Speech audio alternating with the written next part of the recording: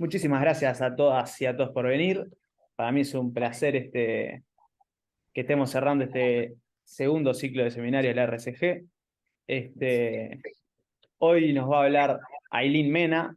Ailín hizo su grado, su maestría y su doctorado estudiando la interacción entre patógenos y plantas. Nos va a contar de eso y de su experiencia doctoral, que incluye aparte un desafío que es el cambio de país, y en este caso un cambio climático fuerte, pues pasó de Cuba a Montevideo, lo cual no sé cómo lo habrá vivido. Y bueno, nada, es un gustazo total tenerla para que nos cuente eso, tiene un approach bastante interdisciplinario, por lo que entiendo. Y nada, sin más, te dejo, Ailín, todo tuyo. Hola, buenísimo. Muchas gracias por la presentación. Y bueno, gracias también por la invitación para, para esta charla, ¿no? Igual cualquier cosa, ¿ustedes ahí ven la presentación? Sí. Sí, se ve perfecto. Sí, Cualquier perfecto. cosa que, cualquier cosa que me quieran preguntar en el intermedio es bienvenido. Y bueno, un poco para presentarme a mí y lo que decía, yo primero vengo de Cuba. Llegué a Uruguay en el 2016, había hecho mi carrera de grado y mi maestría en Cuba. Y bueno, llegué acá, empecé a trabajar en el Clemente y al año, y empecé con lo que era el doctorado. Terminé mi doctorado en el 2020, en diciembre del 2021 y bueno, ya estos 2 años siguientes al doctorado han sido desafíos, ¿no? También de ver cómo seguir, qué proyectos llevar adelante, y bueno, es un poco lo que les voy a contar hoy. El tema de la charla era del campo al laboratorio y a la bioinformática. Y bueno, después, ¿qué sigue? Para introducirlos un poco en lo que fue mi tema de doctorado, yo dividí la charla la mitad, o sea, qué fue lo que hice y cómo me he seguido proyectando a partir de esto acá en Uruguay. Para empezar, yo trabajo en lo que es la interacción planta-patógeno, específicamente en la enfermedad del cancro del tallo de la soja. La soja es un cultivo importante para el Uruguay, ya que constituye uno de los principales renglones de exportación. Y bueno, esta enfermedad devasta el cultivo, produciendo la muerte de las plantas, y es causado por diferentes especies del mismo hongo. Cuando yo empecé este estudio, los principales agentes causales eran Diaportea spalatis y Diaportea caulívora. Diaportea spalatis se había estudiado un poco más y hay 3 cultivares resistentes, ¿no?, a este patógeno, pero de Diaportea caulívora no se sabía nada y mi tesis se basó principalmente en Diaportea caulívora, y durante los estudios nosotros encontramos, o sea, identificamos otro hongo, Diaportea longícola, que también puede causar la enfermedad. Presenta una alta incidencia en el país, principalmente de Diaportea longícola y Diaportea caulívora, ya que los cultivares que se plantan son resistentes a Diaportea spalatis.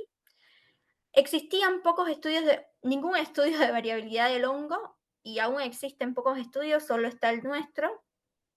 Lo mismo con los estudios de genoma y patogenicidad. Y así también en cuanto a la interacción planta-patógenos, no se había descrito bien qué era lo que pasaba y cómo pasaba. Así que los conocimientos moleculares también fueron escasos. Y lo mismo con la expresión de los genes de defensa. Mi proyecto de investigación, como lo decía el título de la charla, partió del campo, pasó al laboratorio y bueno, después a los estudios de bioinformática, que es lo que me encuentro haciendo actualmente. ¿Cómo empezamos? Nosotros lo primero que se hizo fue un relevamiento para poder cuantificar las enfermedades del cultivo y se seleccionaron dentro de todo Uruguay varias chacras a partir de los años 2012, 2013, 13-14 y 14-15, y después también 16 hasta el 18, y también incorporamos este año. El relevamiento que hace, te llevas las muestras al laboratorio de enfermedades del tallo y eso te permite identificar qué enfermedad está afectando el cultivo.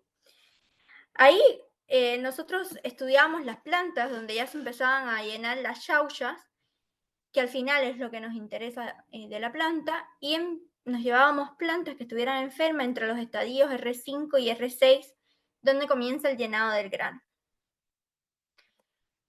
Una vez que identificábamos las diferentes enfermedades, como nuestro interés era la enfermedad del cancro del tallo, que se ve así a campo, nos llevábamos estas muestras al laboratorio, aislábamos el hongo, hacíamos la determinación por diferentes criterios morfológicos para determinar el hongo, y bueno, después pasábamos a hacer la conservación de estos en frío. Mi proyecto de tesis contaba de 3 capítulos. El primero era determinar la variabilidad genética en los diferentes chacras que fueron evaluadas en el Uruguay. Partimos de esos aislamientos, se extrajo el ADN, se amplificaron la región de ITS y factor de elongación, se mandaron a secuenciar y se hizo un análisis filogenético para identificar las especies de aporte que estaban acá en el Uruguay. Y posteriormente se trabajó con marcadores moleculares de ICCR, pero solo para orientarnos a caulívora. Nosotros aquí trabajamos con 78 aislados, como pueden ver a la izquierda. Nosotros identificamos como los 2 grupos mayoritarios de aporte longícola, que es la primera de arriba en el árbol, y también de aporte caulívora. Aunque identificamos otras especies que estaban asociadas a la enfermedad, pero en este caso no producían la misma. Nosotros para mi doctorado nos quedamos con las especies de aporte caulívora. De las 78 fueron 33 identificadas.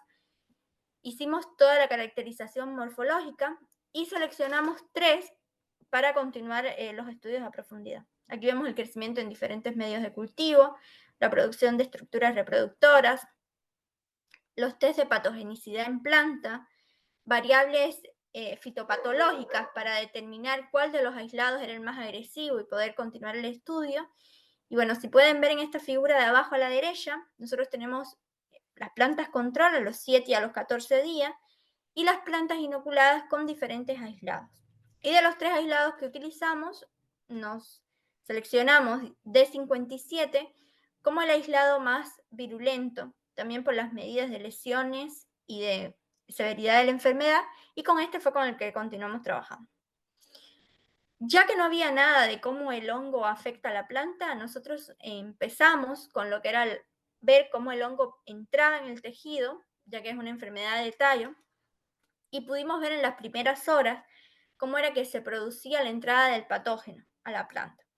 No sé si pueden ver bien a la izquierda, pero tenemos la planta está marcada con yoduro de propidio, es una tinción en rojo, y pueden ver a las 24 horas apenas, aquí un puntito verde, que es un marcador para marcar el hongo con Alexa Fluor 488, que se puede ver en verde, y pueden ver cómo a las 48 horas empiezan a aparecer más puntos verdes en la corteza. Estamos hablando de un corte transversal, como si nos imaginamos un circulito de la planta, y podemos ver cómo el hongo empieza a avanzar desde el borde hacia adentro, empiezan a aparecer más puntos verdes. Ya a las 48 horas teníamos algunos puntos en el centro de los haces vasculares, y a las 72 horas se ven más cantidad de puntos verdes, ya incluyendo los haces vasculares, y a las 96 horas está el tejido completamente colonizado por el hongo, desde la corteza, que es el extremo, hasta el centro, y podemos ver toda la aparición, ¿no?, de los colores verdes que representan el hongo. En estudios más avanzados, a los 7 días, si vemos un haz vascular, tenemos que tener en cuenta que los haces vasculares es por donde circula todo el agua y las sales, los nutrientes que necesita la planta para hacer la fotosíntesis, y después también por el floema, es por donde descienden los nutrientes de la planta desde las hojas hasta el resto de la planta para llevar los productos de la fotosíntesis. Vemos cómo los haces vasculares están tomados por el hongo con respecto al control, y esto es indicativo de que por ahí se produce la cancrosis y la muerte de la planta a futuro, si estos haces vasculares por donde circula la materia prima y la respuesta, ¿no?, la forma de alimentarse la planta, están en presencia del hongo, quedan tapados y la planta muere. Si comparamos 2 tejidos, uno de planta control y uno de planta inoculada, podemos ver la necrosis que veíamos en las plantas, lo podemos ver también al microscopio, Y nosotros vimos un poco más y nos fuimos a ver con diferentes tinciones cómo era el fortalecimiento de la pared celular. Nosotros podemos ver en todas las fotos más de la derecha, que son las plantas inoculadas con respecto a la izquierda, y podemos ver que el centro de los haces vasculares se pierde. O sea, se pierde el tejido. El hongo se come todo el tejido del centro de la médula de la planta y están infectados todos los haces vasculares. O sea, esos circulitos que vemos que representan el xilema secundario, también en el floema secundario, y podemos ver la presencia del tejido en esta primera tinción con solofenil. También vemos acumulación de compuestos fenólicos y compuestos de resistencia en las paredes celulares como reforzamiento a la expansión del hongo. Nosotros cuando vimos esto dijimos, bueno, si tenemos la colonización en las primeras 96 horas, vamos a ver en detalle cómo es la respuesta de la planta, ya que no había nada al respecto, en las primeras 48 horas donde el hongo está empezando a entrar, cómo la planta se empieza a defender. Y allí analizamos la expresión de genes de defensa de un set de diferentes genes que están reportados como genes que se inducen en la respuesta de defensa, como las proteínas relacionadas con la patogenicidad, que son las primeras 5, donde tenemos quitinasas que se activan para disminuir la acción del hongo. También tenemos enzimas relacionadas con la ruta de los fenilpropanoides, y en estos casos nosotros lo que veíamos es que ya a las 8 horas en PR1, PR4, una peroxidasa, la PAL y la chalcona sintasa, nosotros tenemos expresión de estos genes de defensa. O sea, ya las primeras 8 horas no vemos una respuesta en microscopio en la planta, pero la planta ya se está defendiendo. Y esto fue lo que nos permitió seleccionar los tiempos para futuro poder hacer estudios de transcriptómica. Con estos resultados y algunos más que no les mostré para que no nos robara mucho tiempo, nosotros publicamos un primer artículo que fue mi primer capítulo de la tesis en el año 2020, donde ahí resumíamos estos resultados. Después dijimos, bueno, el genoma del hongo no está, no sabemos qué genes de patogenicidad están activándose para enfermar a las plantas, y nos dimos una segunda tarea, un segundo enfoque para secuenciar el genoma de este aislado virulento. Nosotros seguimos la estrategia de la secuenciación masiva del genoma nuclear, lo hicimos por PacBio, ensamblamos el genoma, hicimos la anotación funcional, y para reforzar la anotación funcional, nosotros teníamos, o sea, era lo que estábamos haciendo, el RNA-seq de Diaporte caulívora en PDA, o sea, su crecimiento normal, a 8 horas y a 48 horas en las plantas inoculadas. Y después fuimos a ver qué genes estaban expresados diferencialmente. Como resultado de la anotación del genoma, tuvimos un buen coverage de 270 por. Se ubicaban 18.385 genes en 10 contings, y de estos 18.000 genes con una buena anotación de 97,8% en el busco, nosotros identificamos 1.690 genes que estaban anotados en las bases de datos. Para este estudio, además de la secuenciación del genoma de Diaporte caulívora, nosotros descargamos los genes que estaban disponibles en el NCBI de 6 especies patógenas en otros cultivares, como Diaporte, son los que están marcados en rojo: Diaporte dextren, Diaporte phragmatis, Diaporte capsicii, Diaporte longicola y Diaporte citri, que son causantes del cancro en otros cultivos como cítrico, soja también de aporte longícola, girasol y boniato. Después hicimos la comparación a ver cuán cerca estaban los genes de estas diferentes especies, y para eso hicimos la sintenia. Si nos fijamos, cada una es comparando con respecto a Diaporte caulívora, los genes de Diaporte caulívora están debajo y arriba está la otra especie. En el caso de todas estas, podemos ver genes que se comparten igual, o sea, son bloques sinténicos que están compartidos entre Diaporte caulívora y el resto de las especies. En el caso de Diaporte longícola fue un poco más difícil porque nosotros incluimos Diaporte longícola porque también es un patógeno de soja, pero la anotación del genoma no estaba muy buena porque tenía muchos conti y estaba como muy fragmentado. Nosotros identificamos los genes de patogenicidad en las 6 especies, incluyendo Diaporte caulívora, que era un nuevo reporte. Y bueno, no se habían hecho estudios de efectores. Efectores son los genes que intervienen en la patogenicidad, que permiten al patógeno infectar la planta. Y de ahí comparamos cuáles de esos efectores eran en común con Diaporte caulívora, que era nuestro hongo de estudio. Lo mismo hicimos para determinar diferentes enzimas o genes relacionados con la patogenicidad, como son las Cas9. Las Cas9 son enzimas que intervienen en la degradación de carbohidratos, que es fundamental en los hongos porque tienen que romper las paredes celulares de las plantas y las membranas para así poder introducirse en el interior de las células. Y hicimos lo mismo, comparamos los genes que eran en común con Diaporte caulívora. En cuanto al RNA-seq, nosotros estudiamos cómo era la expresión de los genes a 8 y 48 horas en la planta y vimos que, por supuesto, a 48 horas posteriores a la inoculación, el número de genes era mayor de los genes sobreexpresados en comparación con las 8 horas. En total, se determinaron 2.635 genes diferencialmente expresados, teniendo en cuenta también las diferencias con el crecimiento en placa.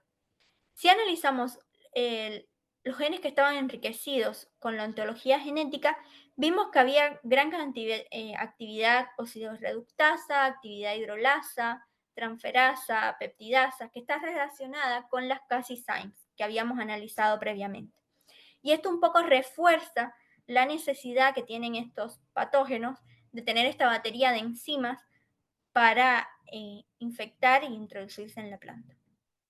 Hicimos también la comparación de los genes que nosotros teníamos para Diaporte caulívora, aquellos que estaban sobreexpresados, 806 genes, de los cuales 246 formaban parte del secretoma de Diaporte caulívora y el 43% estaba incluido, o sea, era compartido con el resto de los diaportes que nosotros incluimos en el estudio. Y el 50% correspondía a genes que codificaban para enzimas de las Cas9. Teniendo en cuenta todos estos resultados, también fueron incorporados en un artículo que se publicó en el 2022, o sea, en el año siguiente a mi doctorado. Ya estaba mandado, o sea, fue mi otro capítulo de la tesis y lo habíamos mandado, estaba en revisión cuando hice la presentación.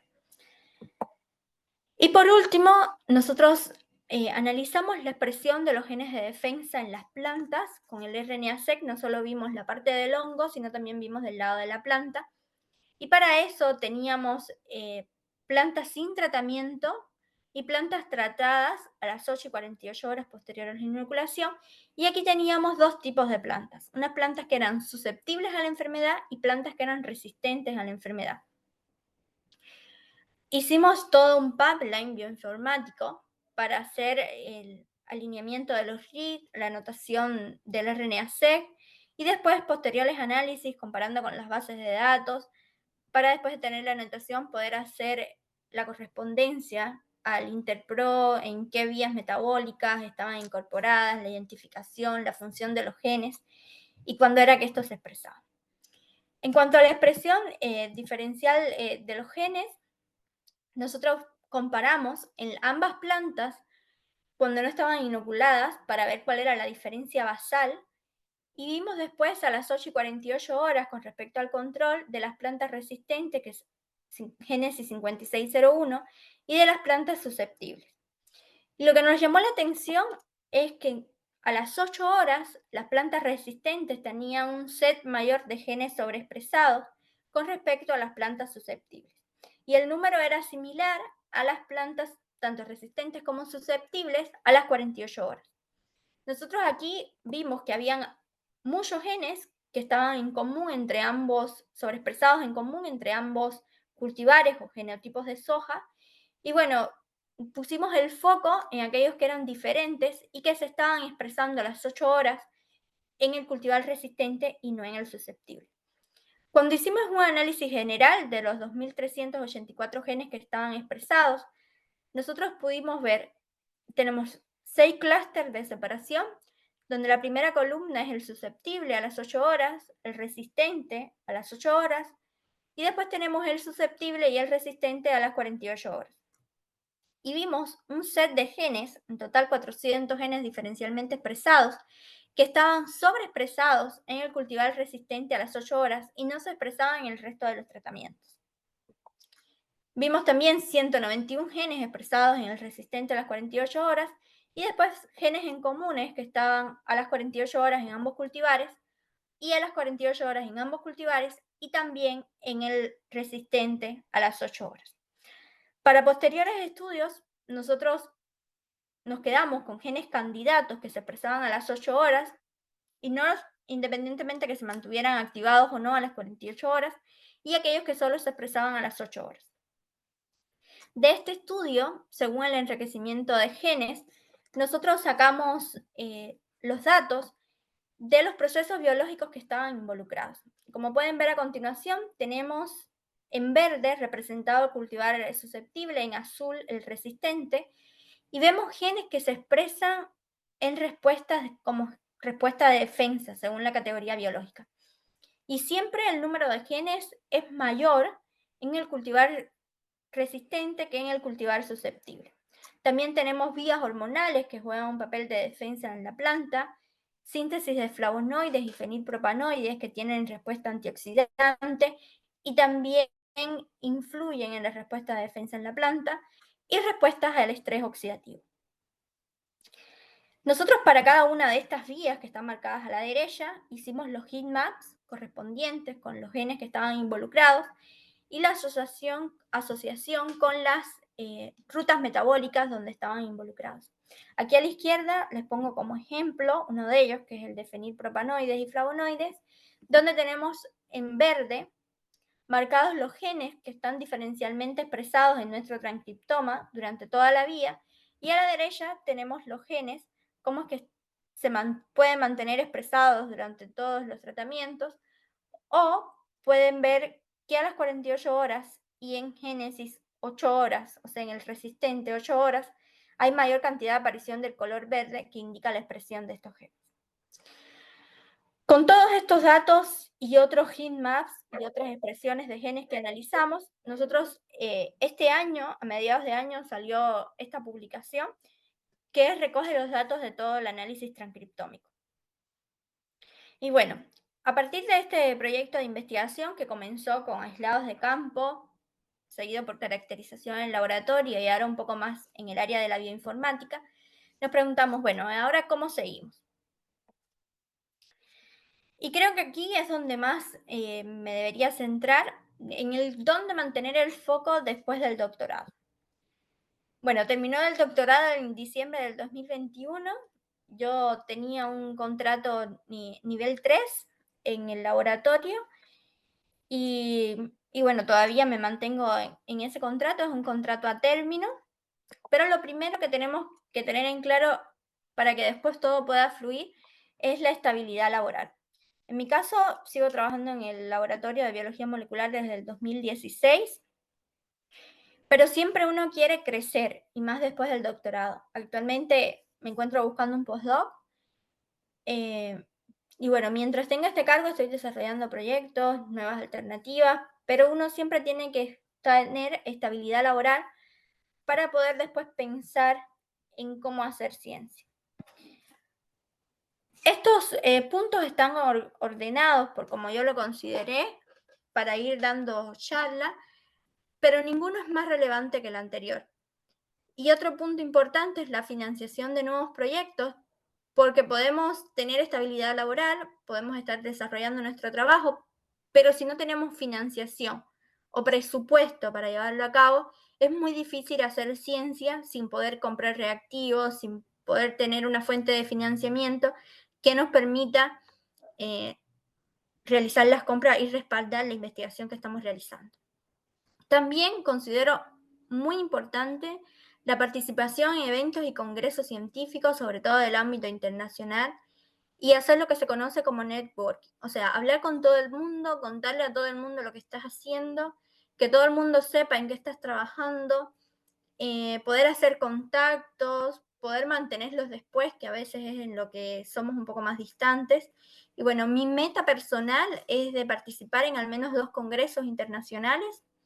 Este año fui en mayo a Cuba a un congreso. Después estuve en Estados Unidos en julio en un congreso internacional de interacción planta-patógenos, donde obtuve una beca para asistir al congreso, o sea, me pagaron los gastos por un premio que obtuve como estudiante, como mejor estudiante, y ahí podés establecer relaciones para poder seguir trabajando. También los eventos que se desarrollan en el país, poder saber en qué se está trabajando, cuáles son las prioridades del país, y ahí estar asociado a lo que es, en mi caso, la Sociedad de Biología Celular y Molecular, donde también tuvimos las charlas del evento que desarrollamos este año, las charlas de la SUFIT que fueron la semana pasada, y ahí estás un poco inmerso en los trabajos con en línea, en este caso con el sector productivo y agrícola. También lo que es la escritura de los artículos científicos, siempre ser muy riguroso, siempre que íbamos obteniendo resultados, siempre pensar, bueno, esto lo voy a hacer y cómo podría estos resultados convertirlos en un artículo científico. Siempre ir armándote esquemas que te permitan llegar a un artículo científico, que lo puedas publicar en una revista de impacto, no solo para tu currículum, sino también para mostrar el trabajo que estás haciendo, los resultados, y eso te ayuda a enganchar con lo que es el networking. También la formación de recursos humanos, incorporar estudiantes al laboratorio, no solo para que sean la base de lo que estás formando, para que te ayuden con el trabajo, sino también para nuevas ideas. Ellos pueden seguir líneas, por ejemplo, con el doctorado se te abren muchas ventanas de genes, de trabajos a futuro, y una sola persona no los puede seguir todos, por eso es importante la formación de nuevas personas que puedan seguir tu línea. Buscar la colaboración interdisciplinaria. Por ejemplo, en mi proyecto uno de los desafíos fue los estudios bioinformáticos. Entonces, si tenés personas que te pueden colaborar desde diferentes ámbitos, donde no sea una sola persona que tenga que hacer todo el trabajo de laboratorio, todo el trabajo de computadora, eso sería genial.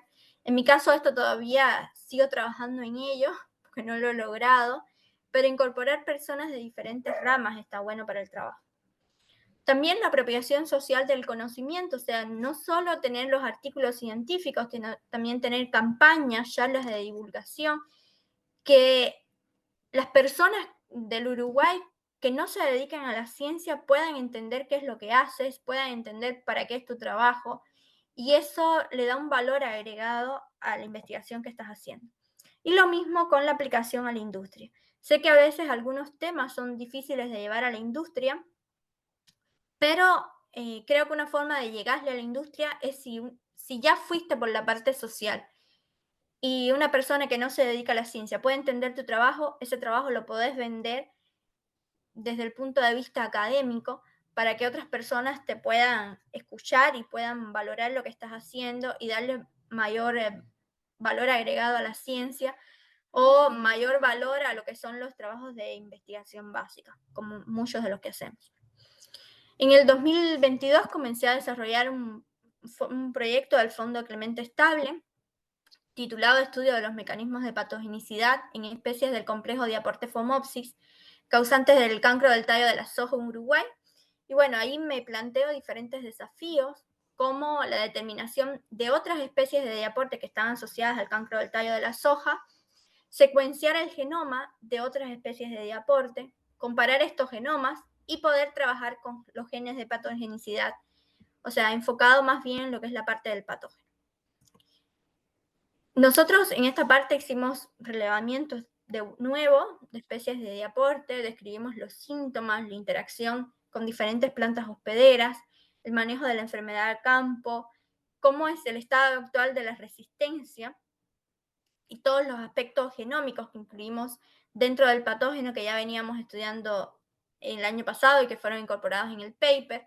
también la distribución geográfica, la caracterización molecular, la genómica comparativa, las bases de la patogenicidad y el ciclo de la enfermedad. Con todos estos temas, este año sacamos otra publicación, es un review en una revista de Plant Pathology, donde incluimos todos los aspectos moleculares desde el punto de vista del patógeno y desde el punto de vista de la planta que se conocen hasta el momento.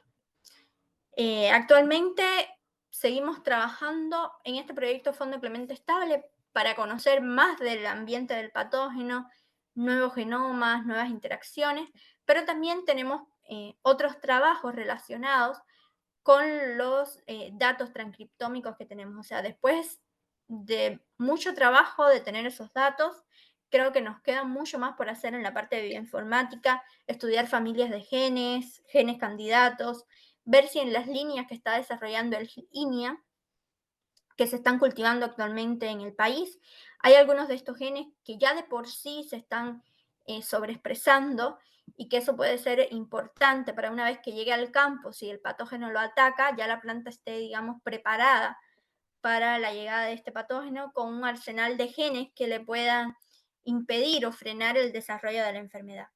También venimos trabajando con lo que son los long coding, también producto de la RNA-seq, y bueno, un montón de cosas más que es una lluvia de ideas muy grande, por eso siempre tenemos que armar las bases y tener como por sentado cómo vamos a proyectarnos a futuro, cómo vamos a seguir trabajando, porque siempre tenés muchas ideas, pero no las podés llevar a cabo todas a la vez.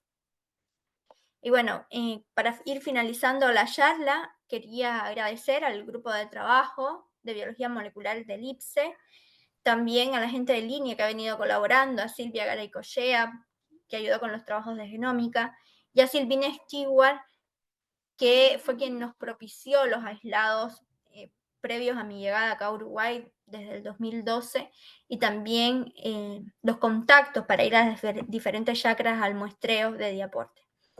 También a las instituciones financieras, a la ANI, a un grupo CSIC, a PDCIVA. Y bueno, muchas gracias a ustedes por escuchar la charla, por la invitación a esta presentación. Y bueno, estoy abierta a cualquier pregunta que quieran hacerme.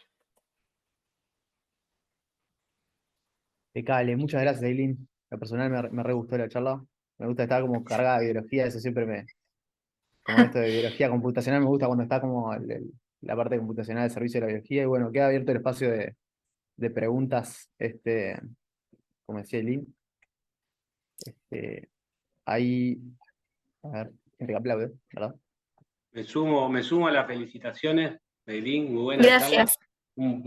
Aparte, en la misma charla, microscopía, rutas metabólicas, análisis transcriptómico, Sí, todo eso. de todo, estaba heavy, salado. Y me pareció bueno el punteo que hiciste al final.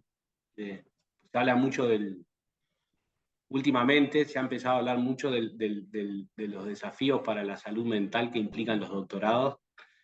Sí. Pero todavía todavía no escuché mucho de los desafíos a la salud mental que implican el periodo inmediatamente posterior, donde se abre un abanico de cosas. Vos ponías ahí dónde poner el foco y en realidad son 10 cosas donde hay que poner el foco, 10 cosas distintas.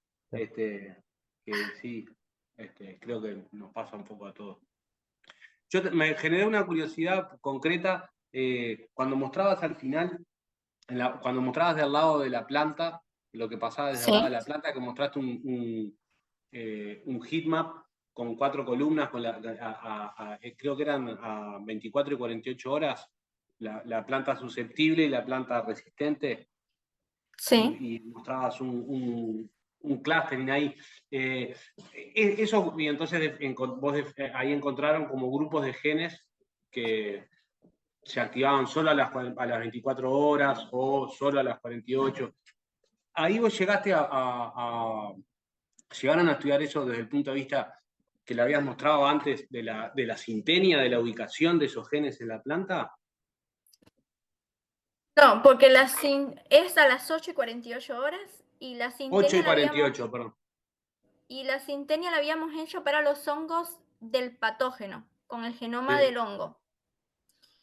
Estos genes no hicimos la sintenia, habría que hacerlo para soja, pero habría que hacerlo entre los dos cultivares. Lo que pasa es que nosotros tenemos el genoma de la soja del cultivar susceptible, pero no tenemos el genoma del cultivar semiresistente, digamos, que es proveniente de línea. Entonces ese genoma no está y no tenemos cómo hacer el seguimiento sinténico, digamos, de los genes. Y es muy caro hacer el genoma de la soja.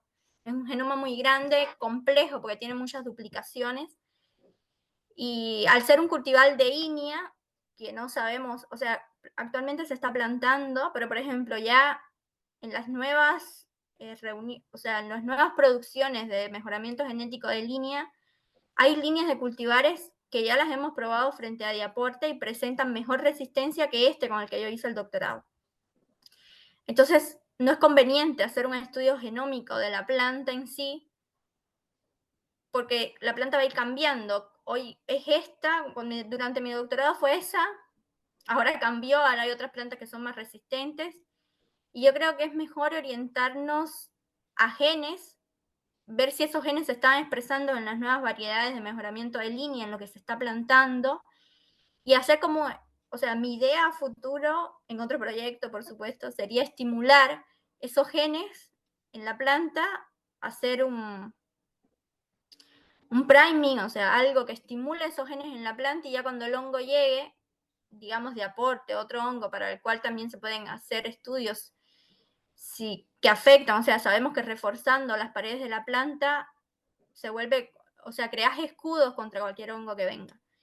Y creo que va más por ahí. O sea, una vez identificados esos genes candidatos, ir a buscar si las plantas que tenemos actualmente están expresando ya de por sí esos genes, sin tener que inducir una sobreexpresión o crear transgénicos o genes o plantas modificadas, que eso sí nos llevaría mucho más tiempo. Hacer como un screening basal de qué es lo que tiene la planta y cómo ayudarlo a reforzar ella misma, digamos.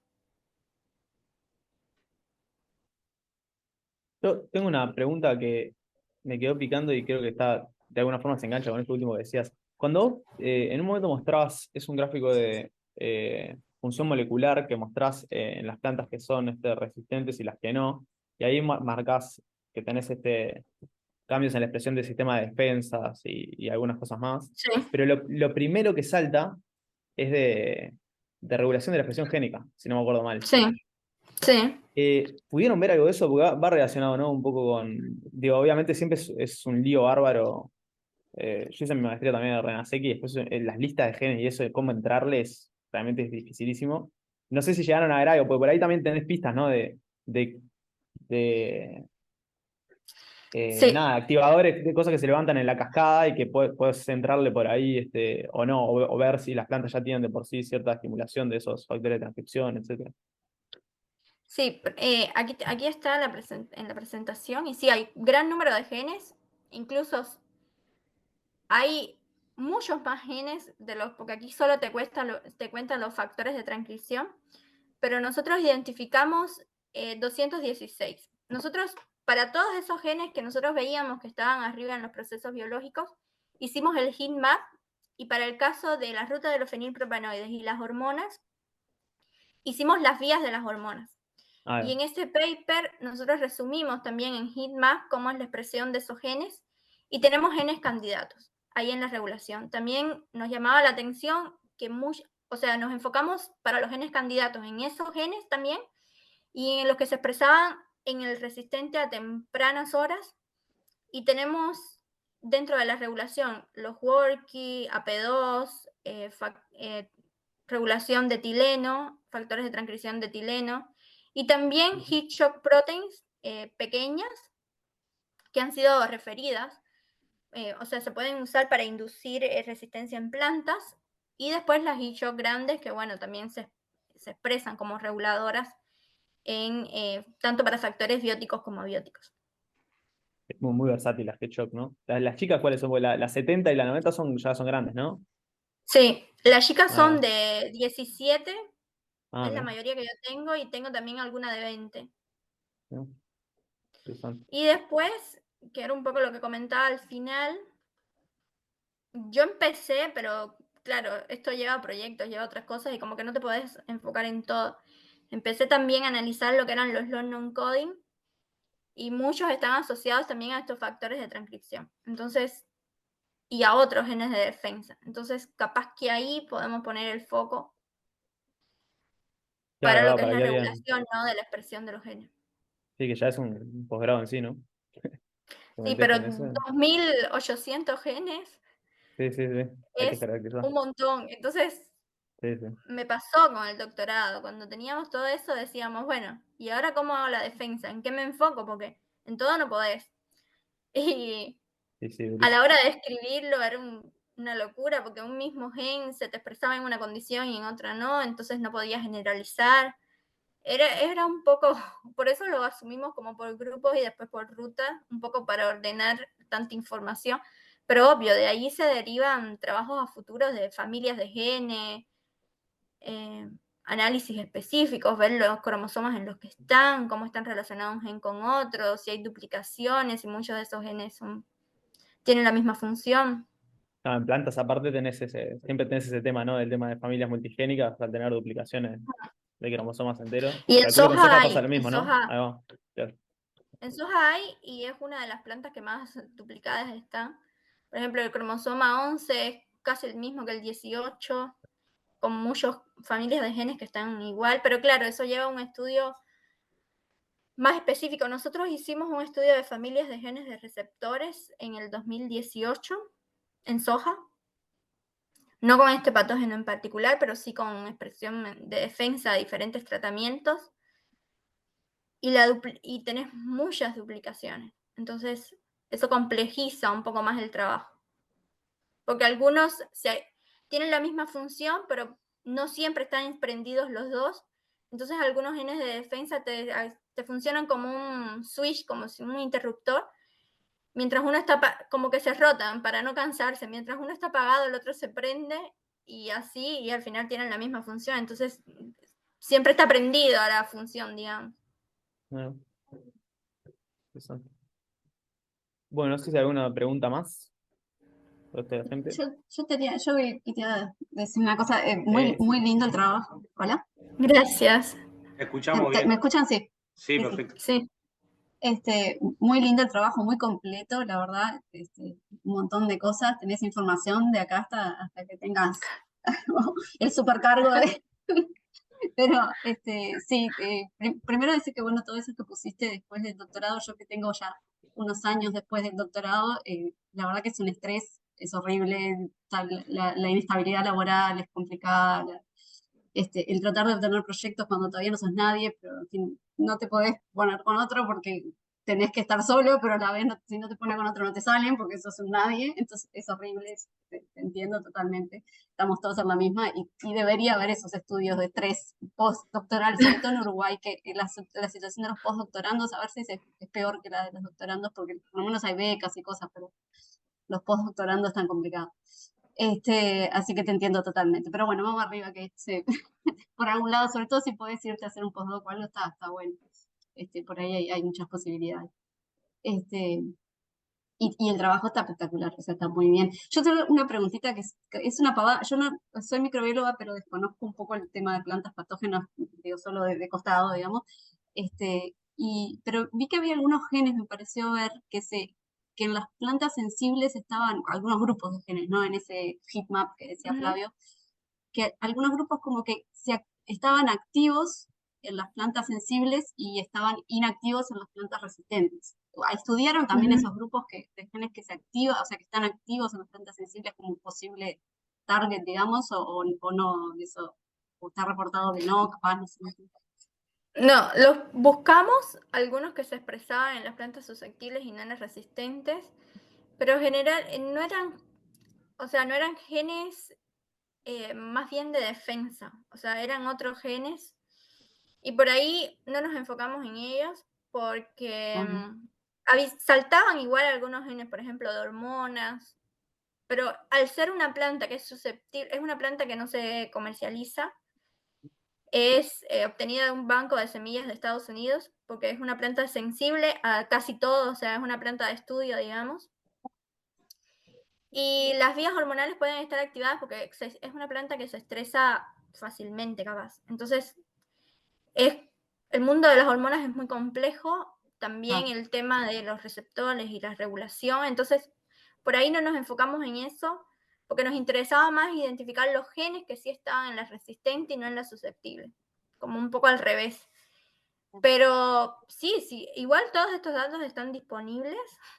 Si alguien a Claro, futuro sí. quiere, pero ya te digo, en el caso de nosotros, con la estrategia que teníamos, y un poco también para buscar proyectos a futuro, porque es lo que le podés vender acá a Línea, al Uruguay, podés venderle genes que a ellos les interesen o buscar esos genes, si no después, si querés hacer ciencia para demostrar algo muy, muy básico que después no puedas enganchar, la ciencia básica es buenísima, pero tenés que tener algo que le ayude a vender.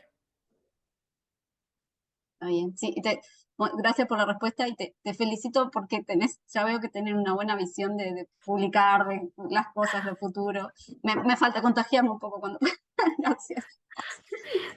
Lo fui aprendiendo en el camino, porque si no mostrás lo que haces, es muy difícil y me costó, o sea, esto es parte de la experiencia de aprender del doctorado. A veces uno no habla o no dice las cosas que va logrando o que vas haciendo, y es una forma de venderte y que te puedan escuchar y saber que estás trabajando. Entonces eso es importante. Muchas gracias. Buenísimo, muchas gracias, Ailín, por compartir esos conocimientos cultivados. Era un poco la idea también del ciclo y eso, parece que salió espectacular la charla. Celebro que hayamos hecho los dos ciclos. Y bueno, nos vemos el 1 y el 2 de diciembre, hay simposio, está todo el mundo invitado, ya hemos mandado correo, cosas, se pueden llevar un póster viejo, o incluso creo que queda algún slot todavía para dar charla, está todo el mundo bienvenido, va a haber alimento y beberaje, y vamos a ver las caras todos en vivo y en directo, y no sé si hay algo más para decir. No, yo en realidad, esta es la última sesión del año del seminario. Nos reencontramos el año que viene, creo que ha sido un logro hacerlo y mantenerlo y hacer esta primera edición. El año que viene va a estar todavía mejor. Y bueno, nada, reafirmar lo que decías vos, Mauri. Asumo que todos saben, están todos invitados para es el viernes 1 de diciembre y el sábado todo el día acá en el IPSE. El principal objetivo es juntarse, juntar a la comunidad computacional, bioinformática que anda dispersa por ahí, juntarse un día acá, intercambiar y ponerse un poco al tanto, a tiro de lo que está haciendo cada uno. Así que nada, me sumo a la invitación.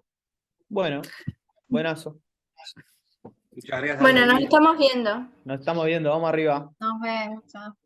Chao. Chao. Chao.